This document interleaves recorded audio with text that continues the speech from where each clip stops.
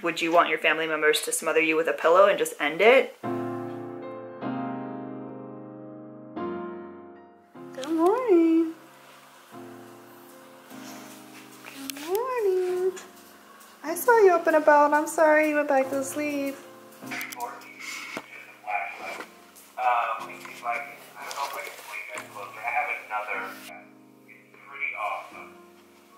They have things like a water bottle, a bath, like Monopoly. And folks, if you haven't seen lately on Monopoly, they're allowing people to vote on what the new Monopoly piece is. And if you want to get some ideas, you might want to check out the Indian Election Commission's list of 3 symbols that are up for grabs. That include a ring, a saw, just a saw, a bat. It's working.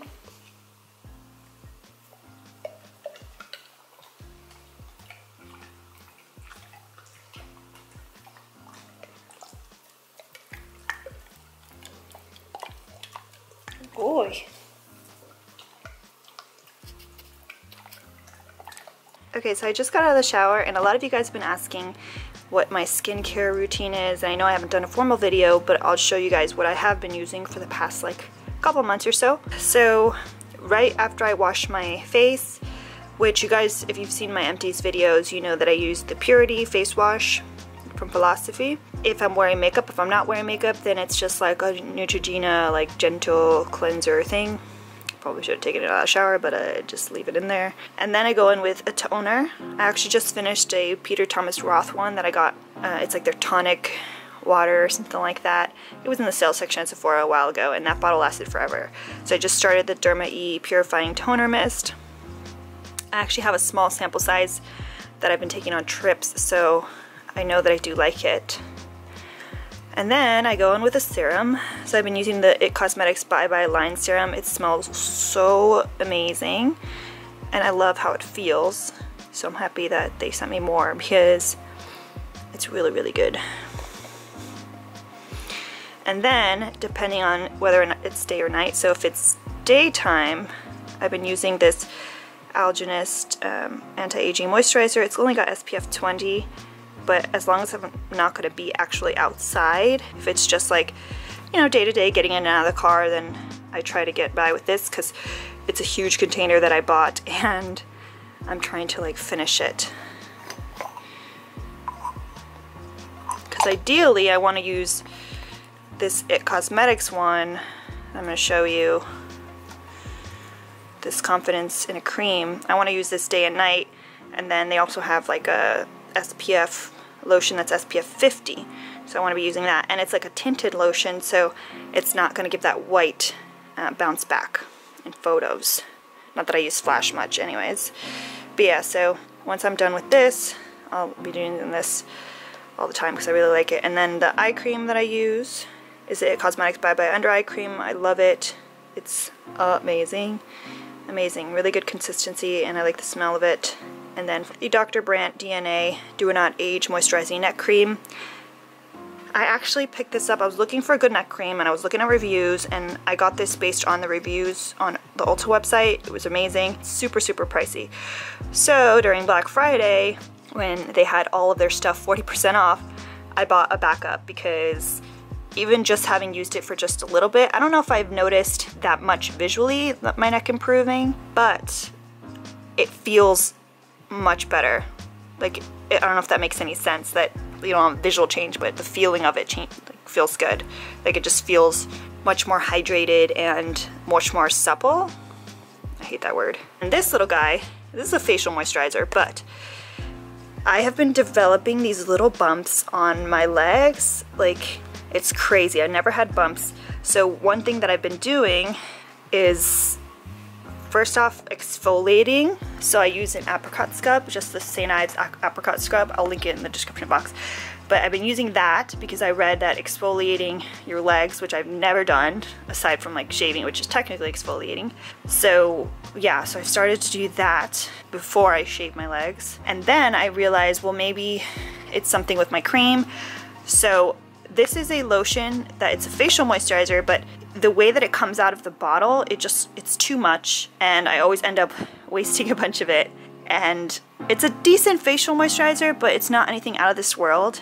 I mean, it's nice if you don't have like a lot of skin issues or whatever. It's just very simple. It's a simple facial moisturizer. So rather than not use it or get rid of it, I started putting this on just my legs, and I feel like I've noticed a difference. So I don't know if it's the exfoliating or if it's using a facial moisturizer, which is going to be more gentle than any sort of lotion, even though I do use more natural lotions, you know, organic lotions. I don't really use anything crazy, or if it's a combination of the two, but I have noticed a difference. I still have the bumps, but it's getting a lot better. So I think I do have more of this. I got it at Marshall's for a discounted price. This is actually cheaper than the lotion that I buy, and this is a brand that's sold at like health food stores and stuff, so that's good stuff. So if you're having those issues, maybe try a facial moisturizer on your legs. So yeah. So as I let my foundation set a little bit before I put my powder on, I thought I would chat with you guys about some stuff. So first things first, I woke up today to an email inviting me to the Ipsy cocktail party on Friday. Well, that's nice. Thank you for the invite. I will be attending, but it does suck that I have a day and a half to figure out what I'm gonna wear. So there's that. I have no idea like what I'm gonna wear. I guess them telling me that they sent out all the invites was actually not true. Because that's what they made it seem like, that there were gonna be no more invites. Anyhow, whatever. The other thing I want to talk about is, you know, I've been getting comments here and there about like how Hugo looks so sad. Please do not begin to like assume that you know anything about my dog. Remember, you're literally getting bits and pieces of my dog, and only now. For anyone that knows Hugo, that's literally how he's looked his entire life. His eyes have always been very like, just like expressive, like almost like, he reminds me of Eeyore, to be honest. So sure, there may be times where he's sad, but literally his eyes always look like that. He always looks like that, and he's always been very serious, I guess. From the day I got him, I'll never forget, he went straight into a crate and just like laid there and would just stare. He would just stare, and I was just thinking to myself, oh my gosh, what did I get myself into? I don't know this dog or this dog's history, and he's there staring, because normally, having worked at a vet's office, when a dog stares that intently, that's usually like something you want to back away from. But not Hugo. So yeah, someone commented something about how maybe he's holding on just for me. I don't think that's the case, being that he's totally fine, and from the night that he had to get hospitalized to now, he's made a total like 180. And yeah, if that was the case, then his oncologist would be saying like there's no point in any of the treatment, like he wouldn't be getting good reports from his oncologist. So I just want to like urge you guys, not just for my videos, but for any videos, especially vlogs, it's like, unless you're willing to watch every single vlog, and after watching every single vlog you're not getting the answers that you want or you think that we should be providing, then go ahead and put in your assumptions and questions and concerns. You know, the one thing I'm learning about this daily vlogging thing is people will just watch one vlog and make all of these assumptions off of 10 minutes without watching other videos, or they'll ask questions that have been addressed in other videos and are asked literally in every single video, and it's not something that I can comment about in every single video, because then every video would be 700 minutes long if I had to like talk about every single, you know, why my hair is this color, like blah blah blah, you know, like, I hope you guys understand what I'm saying. And B, I cannot comment and reply to every comment asking the same question every video, because it's just, not only is it annoying, but it's exhausting and it's really a waste of time. I've been focusing on comments that are new or fresh, or, you know, responding to the positivity and all that. But like, for example, there's always someone that comments, why does your dog have a muzzle on? Well, if you're not willing to watch the other vlogs where I've explained it in depth, and there's more than one vlog on it, then like, do you really, like, I don't know, do people really expect me to comment a super long paragraph telling the whole story every single time? Like, should I just have a whole document of like automated responses that I can copy and paste? Like, I have a job, like, I'm doing a lot of things. I don't have time for that. I'm sorry. I know this makes me sound terrible, this makes me sound annoying, whatever, but it's like, for things like that, is that really a question worthwhile? what are muzzles used for? Muzzles are used to protect people or other animals or whatever from being bit, right? That's the whole purpose of a muzzle. So let's think common sense here. If a dog is wearing a muzzle, the likelihood is that the dog is wearing the muzzle to protect either people or animals from being bitten. There you go. Now we can get into the whole story of it, whatever, but like I said, I've talked about it a bunch of times and I probably will have to talk about it a bunch more times. But like, you get what I mean? I don't know why I'm going on this rant, but just be mindful of like the assumptions, and it's not the majority of you guys at all. It's just like people that come in passing, watch one vlog and just like make a comment or ask a question that it's just like so obvious that you haven't watched any other vlogs or don't really care to. So I can really spend all this time explaining why my dog's wearing a muzzle, but chances are like I'm never gonna see you again, let's be honest. This was so rambly, I'm sorry. I hope you guys understand what I mean, and the one thing about these vlogs has taught me is that some of you guys do appreciate like my honesty and my sarcasm and all that, which doesn't always get to come across on my main channel, mainly because the main channel is focused on a lot of beauty stuff and like we don't get to chatting a lot. It's peeked through my sarcasm, but not as much as on here. So I just wanted to share that, and no, I don't truly believe that Hugo is just holding on for me. Like I have mentioned in other vlogs, this is not my first dog with cancer. I've been down this road before. I've had to put a dog to sleep before when it was time. So again, this is like making an assumption that I'm just like this young girl that hasn't been through this before. Like this is my second dog with cancer, so you know, he's not just holding on for me. Like he's very content and he's still doing the things he wants to do. Yes, his appetite isn't that great, but your appetite wouldn't be great if you were doing chemo.